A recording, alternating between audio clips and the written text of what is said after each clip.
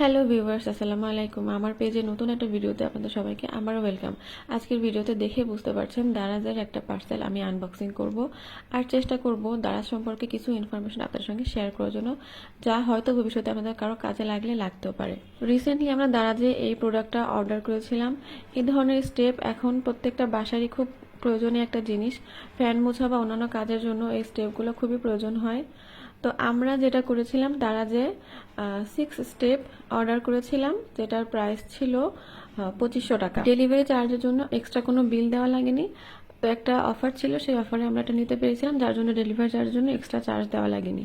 তো আমরা 2500 টাকায় 6 স্টেপ অর্ডার করেছিলাম, কিন্তু আমরা এটা আনবক্সিং করার সময় বুঝতে পারিনি, যেহেতু প্রথমবার ছিল আনবক্সিং করছিলাম।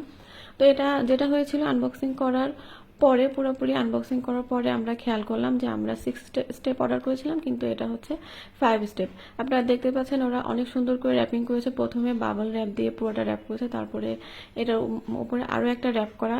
তো পুরো র্যাপটাই আমি ভিডিও করে রেখেছি। আমি একদম আনবক্সিং করার সময় পুরোটা ভিডিও করা ছিল। তো এই যে দুইটা লেভেলে আমরা আনবক্সিং করছি। তার আনবক্সিং করার পর আমরা যেটা খেয়াল করি, এটা ছিল 5 স্টেপ। আর দারাজে যে সমস্ত স্টেপগুলো আছে সেগুলো 5 স্টেপের প্রাইস হচ্ছে 2200 টাকা। যে প্রোডাক্টটা অর্ডার করেছিলাম দারাজ আমাদেরকে সেই প্রোডাক্টটা না দিয়ে অন্য কোনো প্রোডাক্ট সেন্ড করে দিয়েছে। তো সেই জন্য আমরা ভাবছিলাম এই প্রোডাক্টটা আমরা রিটার্ন করব, কিন্তু দারাজের প্রোডাক্ট রিটার্ন করার পলিসিটা একটু কমপ্লিকেটেড। তো দারাজ আমাদের সঙ্গে যেটা করেছিল সেটা আমাদের সঙ্গে শেয়ার করব।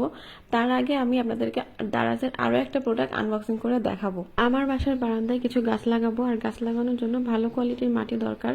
তাই দারাজে আমি 10 কেজি পরিমাণ মাটি অর্ডার করেছিলাম। এখন একটু চেক করে দেখবো যে দারাজ আমাকে সঠিক পরিমাণ মাটিটা পাঠিয়েছে কিনা। তো 10 কেজি পরিমাণ ওজন একদমই ঠিকই ছিল। দারাজে যে কোনো প্রোডাক্ট অর্ডার করার সময় তো প্রোডাক্টের পিকচার থাকে, পিকচারের নিচে স্ক্রল করলে তো সেই প্রোডাক্টের রিভিউ দেওয়া থাকে। তো আমি যখন এই মাটিটার রিভিউ চেক করছিলাম, তখন দেখছিলাম যে ওখানে একজনের এমন কমেন্ট ছিল যে তাকে 10 কেজি না দিয়ে 8 কেজি দিয়েছিল। তো যার জন্য আমার একটু কনফিউশন ছিল, তাই একটু চেক করে নিলাম যে 10 কেজি পরিমাণ মাটি দিয়েছে কিনা। আর এইটা মেনলি হচ্ছে রেডি সয়েল। আর রেডি সয়েলের মধ্যে বিভিন্ন রকমের সার মিক্স করা আছে, যেমন কম্পোস্ট, কোকোপিট, দোআঁশ মাটি, হাড় গুঁড়া, বালু, বিভিন্ন রকমের উপকরণ। এত উপকরণের নামও বলতে পারবো না সঠিক মতো। তো সব রকমের উপকরণ মিক্স করে সুন্দর একটা রেডি সয়েল মিক্স করা ছিল। এটার ভিতরে আমি যে কোনো গাছ সহজে লাগাতে পারবো। তো আমাকে সয়েলটা ভালো মতো দিয়েছে। এখন আমি আপনাদেরকে কিছু প্ল্যান্ট হোল্ডার বা ফুলের টব দেখাবো। এই টবগুলোতে আমি গাছ লাগাবো, তাই আমি একবারে বেশি বেশি পরিমাণে কিছু টব এনেছি, যাতে ভবিষ্যতে কোনো গাছ লাগাতে চাইলে লাগাতে পারবো। এই টবটা খুবই ছোট, আমার খুবই ভালো লেগেছে, তাই নিয়েছি। 25 টাকা ছিল মাত্র এটার দাম। তারপরে বিভিন্ন রকম শেপের ফুলের টব পাওয়া যায়, সার্কেল, স্কোয়ার শেপের। আমার কাছে মেনলি স্কোয়ার শেপের ফুলের টবগুলো বেশি ভালো লেগেছে। তো বিভিন্ন রকম কালারেরও ছিল, কিন্তু আমি হোয়াইট আর চকলেটটা পছন্দ করেছি বেশি, যার জন্য হোয়াইট আর চকলেটটা বেশি নিয়েছি। আর এই ফুলের টবগুলো আমি আমার বাসার পাশেই একটা আরএফএল-এর দোকান থেকে কিনেছি। তো এই দোকানগুলো এখন সব জায়গাতে, আশেপাশে সব জায়গাতে পাওয়া যায়, আপনারা যে কেউ চাইলে কিনতে পারবেন। আর এখন এই ভিডিওতেই আমি আপনাদেরকে এই ফুলের টবে কিভাবে আমি গাছ লাগাই সেটা আপনাদেরকে দেখিয়ে দিব। তো প্রথমে ফুলের টবের নিচে কিছু ছিদ্র করা অংশ থাকে, মেনলি সেই জায়গাটা ছিদ্র করে নিতে হয়। ছিদ্র করে ওই যে জায়গাটা ছিদ্র থাকে সেখানে একটু মোটা কাগজ কিছু দিয়ে দিলে ভালো হয়, তাহলে পানিটা নিচে পড়ে না। তো আমি সেটাই করলাম, প্রথমে ছিদ্র করে তারপরে মোটা কাগজ দিয়ে নিয়েছিলাম। আর তারপরে আমি এখানে প্রথমে নয়নতারা গাছ লাগাবো। আর নয়নতারা গাছটা যেহেতু কেনার সময় একটা ব্যাগের ভিতরে ছিল, ব্যাগ থেকে আমি এখন ব্যাগটাকে কেটে গাছটাকে এখান থেকে বের করব। বের করে জাস্ট ফুলের টবের ভিতর লাগিয়ে দিব। আর নয়নতারা, আর আমি যেহেতু নতুন নতুন গাছ লাগাচ্ছি, তো গাছ সম্পর্কে আমার আইডিয়া খুব একটা বেশি ভালো না, আমি এত অভিজ্ঞ না। তো গাছটা কেনার সময় ফুলটা দেখে অনেক পছন্দ হয়েছিল, কিন্তু বাসায় আনার পরে বুঝতে পারছি গাছটা খুব একটা বেশি ভালো না। তো গাছটা একদম বালু ভিতরে লাগানো হয়েছে, তাই আমি খুবই ইজিলি গাছটা এখান থেকে উঠিয়ে লাগাতে পারছিলাম না, একদম ভেঙে যাচ্ছিল। যে দেখতে পাচ্ছেন নিচের দিক দিয়ে ভেঙে গেছে। তো তারপরেও জাস্ট কোনো রকমে বসিয়ে দিলাম ফুলের টবের ভিতরে। আমার খুব ভয় লাগছিল যে গাছের শিকড় অনেক শিকড় কাটা, কাটা পড়েছে, গাছটা হয়তো বাঁচবে না। এই নয়নতারার কালারটা একটু অন্যরকম ছিল, যার জন্য আমার দেখে সঙ্গে সঙ্গে নিয়ে নিয়েছিলাম। আর এই একই গাছে দুইটা রঙের ফুল আসে, একটা হোয়াইট আর একটা হচ্ছে ম্যাজেন্টা কালার, দেখতে পাচ্ছেন। তো নয়নতারা গাছটা লাগিয়ে ফেলেছি।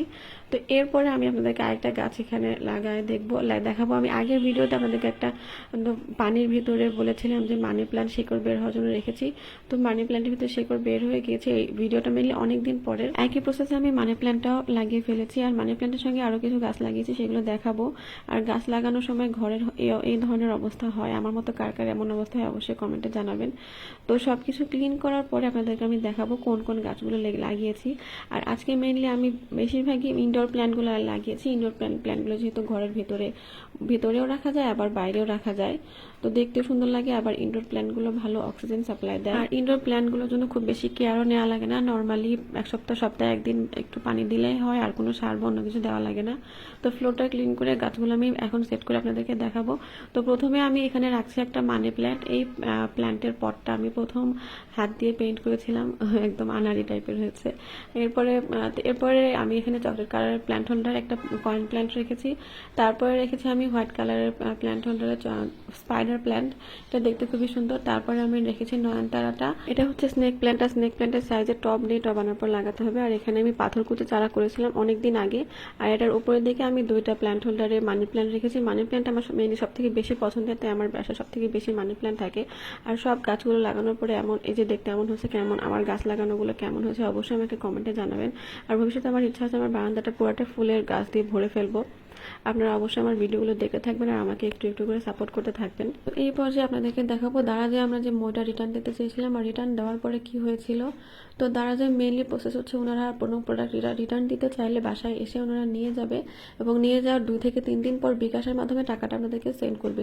তো আমাদের সবারই একটু কনফিউশন ছিল যে আদৌ বিকাশ আমাদের টাকাটা ঠিকমতো দিবে কিনা। তো দারাজ ঠিকমতো টাকাটা না দিলে আমাদের কিছুই করার ছিল না, কিন্তু দারাজ তেমন কিছুই করে নাই। ওনারা 3 দিন পরে পুরো টাকাটাই একদম বিকাশ করে দেয়। আপনারা সবাই দেখেছিলেন আমি পুরো প্রোডাক্টটাই আনবক্সিং করে ফেলেছিলাম, কিন্তু সেই জন্য দারাজ এক্সট্রা কোনো চার্জ রাখে নাই। আর দারাজ তাদের প্রোডাক্টটা মানে টাকাটা বিকাশ করার পরে ঢাকার নবাবপুর থেকে আবার একটা মই আনানো হয়। আর এই মইটা ছিল 6 স্টেপের, আর এই 6 স্টেপের মইটা আমরা 2200 টাকা দিয়ে পেয়ে গিয়েছিলাম। আর আজ যেখানে 5 স্টেপের মইয়ের দাম ছিল 2500 টাকা, সেখানে আমরা 6 স্টেপের মই নবাবপুর থেকে 2200 টাকা দিয়ে আনি। এই যে দেখতে পাচ্ছেন এখানে 6 স্টেপ, এবং এই মইটা অনেকটা বড়। তো হয়তো দারাজের কোনো ভুল ছিল, হয়তো ভুল হতেই পারে। আর এই ছিল আমার আজকের ভিডিও। আপনার সঙ্গে দেখা হবে নেক্সট কোনো ভিডিওতে। সে পর্যন্ত সবাই ভালো থাকবেন। আল্লাহ হাফেজ।